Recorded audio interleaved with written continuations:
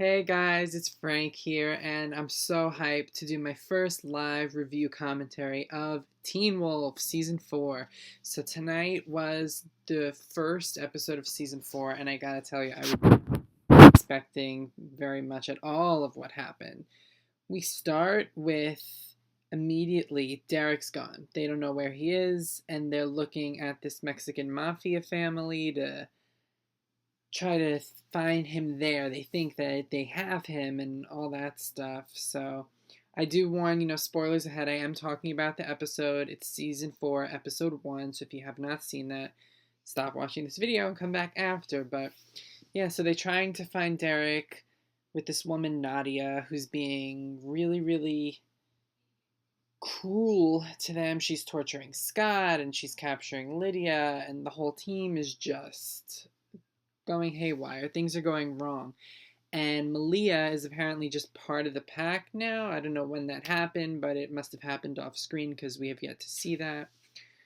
But everything was good up until that point. They were trying to find out where Derek is, and so was this Nadia woman because she does not have him.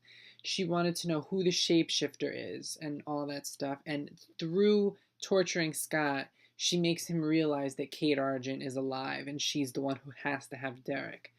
So that is a major revelation for our characters. I'm glad they didn't drag that out a few episodes where we just knew she was alive, but the characters didn't. I'm glad that they know.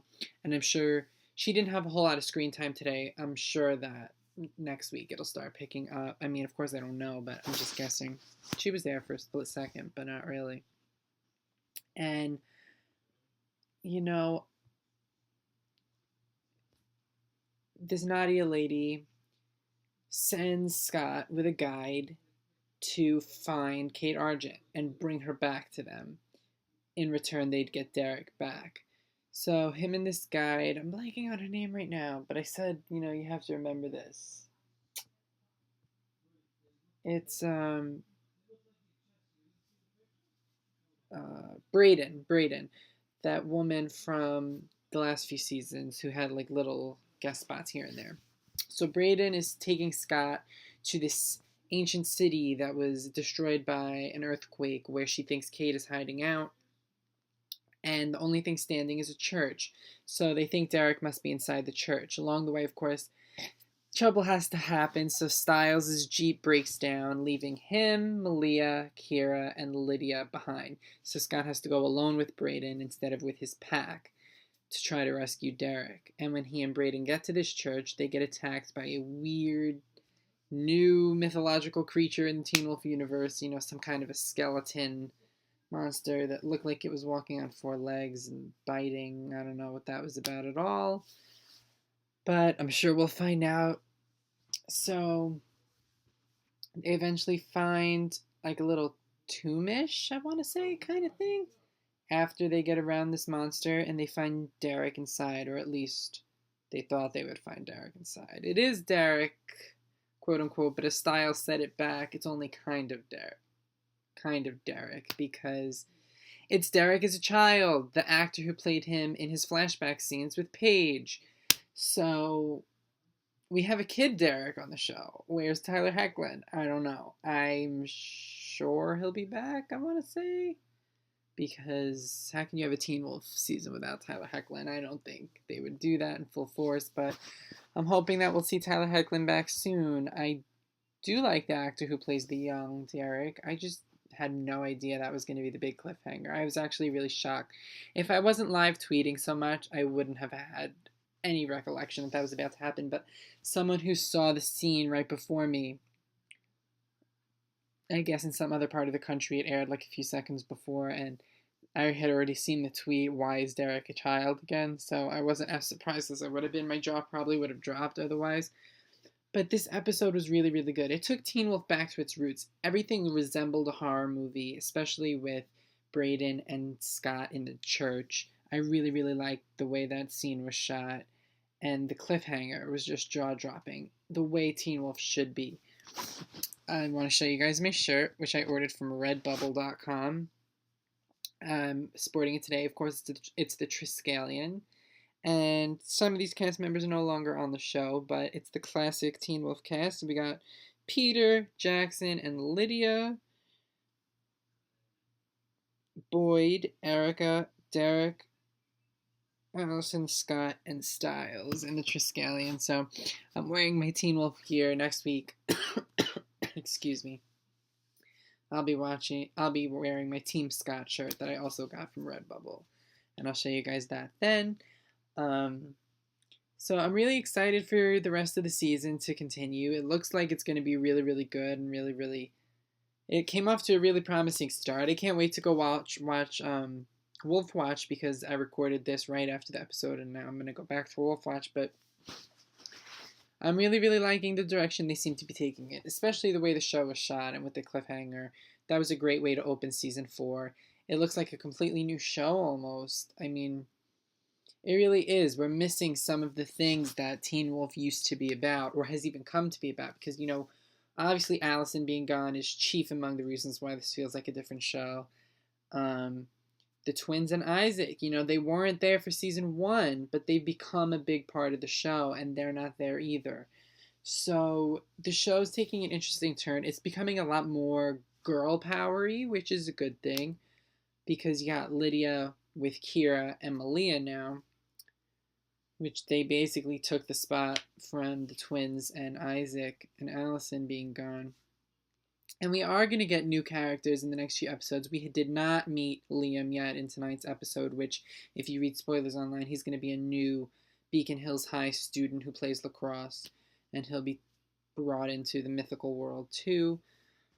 And there is another new character, but I don't remember his name right now. I know that he's going to represent the LGBT community, so he'll be taking the place of Ethan, and I'm sure he'll have some scenes with Danny, considering they're both on the lacrosse team. They'll probably end up dating because there's not any other gay characters on the show that we know of as of yet. So we'll see what happens with that. But there are 2 new characters coming. That's definitely confirmed online. And they'll be playing out too as I'm sure the characters get back to Beacon Hills. You know, they're on the road right now. But now that they got Derek back, Kid Derek, I'm sure they're going to have to go back to their Beacon Hills roots and try to figure out how to turn him back into an adult. And you know who else we did not see today, even though I know I saw his name in the credits, was Peter. Peter, who had this huge cliffhanger in 3A. I've always been the alpha. And then 3B completely drops that storyline. He's not even in the season 4 premiere. I might have missed him for a second because I know for a fact I saw him in the credits, Ian Bowen, and I was live tweeting throughout the episode. I probably will have to rewatch it again, but he was not there for a lot of it. So if he was there, it was only for a split second. Trust me on that one. But yeah, I'd like to see more of him. You know, he's a villain, anti-hero kind of character that they have, who has a lot of potential. A lot of potential to be an interesting character. So I hope they use that in season 4. My other, you know, hopes down the line for the show would be to bring back Deucalion as the chief villain for at least 1 season or half a season, like an A or a B season, because I think he has a lot of potential as a villain too, especially when they bring Gerard back into the fold. Now, Gerard is my least favorite character that Teen Wolf has ever had, but him versus Deucalion would be really, really interesting because, as you know from season 3A, Gerard blinded Deucalion, and so they do not get along at all. I would love to see Deucalion come back, and though I wouldn't love to see Gerard come back, that's a dynamic that the show can really use to their advantage. But, you know, Jeff Davis knows what he's doing. The episode was done beautifully, and I have a feeling it's setting the stage for what's going to be a really, really, really spectacular season. Yeah, I mean, there are a few open-ended questions that we don't know the answers to, you know. Are we going to see Isaac in a guest starring role? Are we going to see Ethan in a guest starring role? Are we going to see Allison somehow from the beyond or come back alive? None of that was alluded to in this episode, though I wouldn't expect it to be so early on. I mean, Ethan and Isaac haven't even been gone a whole episode yet, and Allison just died, so she's not coming back yet. But those are some fan theories online too, so they're worth mentioning. I just also think that the show really just needs to show us next week where they're going with the rest of the season. You know, they set up a few big mysteries in the beginning in tonight's episode, and I think that they're going to have smooth sailing to good ratings throughout the rest of the season. I mean, they started it off pretty good, and I'm already sucked into the new storyline, the new mystery, whatnot. In fact, I was just texting my cousin Amanda, who you'll probably see on next week's commentary episode. Like, I was like, "Are you watching this crazy show?" She was like, "No, I'm watching at 11:30," and I was like, "Oh no, no, no! Do not go on Twitter because you do not want this whole Derek being a kid cliffhanger to be spoiled for you like it was for me. Your jaw will drop." So I loved that. I really want to see where they're gonna go with it, and we'll see. I want to give you guys a Teen Wolf trivia question right now, and the first person to get it correct in the comments will be entered into my end of the season Teen Wolf giveaway. For all the shows where I do a weekly commentary show, which so far is Teen Wolf and Pretty Little Liars, there will be more come fall when my other big shows come up, the originals, which is right there on my wall. I can't figure it out. There we go. And the Vampire Diaries. So this means when Teen Wolf ends, when season 4 ends, there'll be 12 people who have won this, and then they will compete again to win an actual prize. Probably this shirt from Redbubble, or my Team Scott shirt from Redbubble, or any shirt from Redbubble that you want. I'm not sponsored by Redbubble in any way as of yet. I don't have as many YouTube subscribers as you need to be sponsored yet, but please do subscribe for me because I want to get this channel circulated around. But I will be giving away quality prizes. That much I promise you. I will tailor make it to your size and whatnot. So the first step is getting tonight's trivia question right and correct. I mean, correct and first. So tonight's trivia question is, which actor plays Isaac's abusive father? That's it. He was only in a few episodes, but you can look it up easily. And if you know right off the top of your head, you're awesome, because I used to watch a show that he was in. So I knew it. The trivia questions will get more and more recent as time goes on, but I wanted to give people who maybe did not see tonight's episode the chance to be able to get this right too. So be the first to comment correctly, and you'll be one of the 12 people who can possibly win a custom Teen Wolf shirt from me at the end of the season. Thank you guys for watching my commentary so much. Please like, please subscribe to my channel, and please share the video. I would really, really appreciate it. And if you do, please let me know. Send me a direct message on YouTube. I will share and like your videos and your channel and circulate it as much as I can on Twitter. Absolutely. So thank you guys so much, and I'll see you again next week for Teen Wolf. Tomorrow night for Pretty Little Liars if you're a fan of both. Thank you.